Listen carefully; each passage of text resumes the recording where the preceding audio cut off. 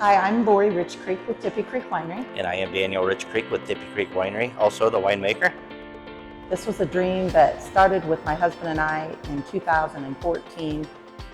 It's really our kids' fault. They bought us a winemaking kit for Christmas one year, and we just started making wine, and that's when I kept hounding my wife to build a winery, and she thought I was crazier than all get out. But throughout the year, Memorial Day to Labor Day, what we do is we host a lot of outdoor events. We start off with a 5K at the end of May, and we end with a 5K in Labor Day.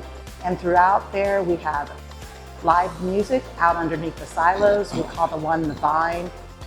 And then we also do food truck fest. So we bring in, this last year, we had over 16 food trucks that came over from throughout the state. So people can come and gather outside that way. We also host RVs, which is something unique that really started when we first opened in 2016. But you can get online through a program called Harvest Host. We are a family-friendly winery. I know a lot of wineries have decided to stay 21 and over. We just really wanted to make our winery family-friendly. That is very important to us, that we bring families together. so stop out and have a beer, a glass of wine, or even a cider.